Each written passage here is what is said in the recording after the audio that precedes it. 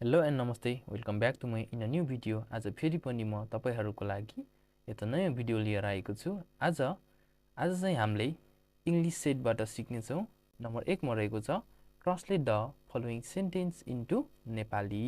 त्यस्तै नम्बर 1 मा रहेको छ Gopal is a good boy र हामीले यसलाई परिवर्तन गर्दा गोपाल एउटा असल केटा हो। त्यस्तै number 2 Buddha was born in Nepal लाई नेपालीमा ट्रान्सलेट गर्दा बुद्ध नेपालमा जन्मेका हुन्।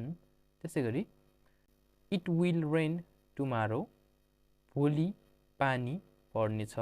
त्यसै गरी नम्बर 2 मा translate the following sentence into English. Number 1 मा रहेको छ हरिले खाना खायो, हरि एट फुड। त्यसै गरी नम्बर 2 मा रहेको छ उनीहरू फुटबल खेल्नेछन्, दे विल प्ले फुटबल। त्यसै गरी नम्बर 3 मा रहेको छ match the following words, column A अनि कोलम बी र हामीले चाहिँ यसको सही उत्तर छनौट गर्नेछौँ। डाक्टरको के हुन्छ भने हस्पिटल, डाक्टरहरूले चाहिँ हस्पिटलमा काम अथवा आफ्नो जिम्मेवारी गर्दछन्। त्यसै गरी काउले चाहिँ के गर्छ भने दुध दिन्छ।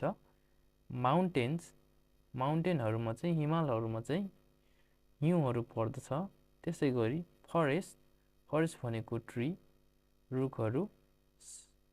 त्यस्तै सनले चाहिँ के दिन्छ भने लाइट्सहरू दिन्छ। सो आजको लागि यति नै। Thanks for watching my videos. See you.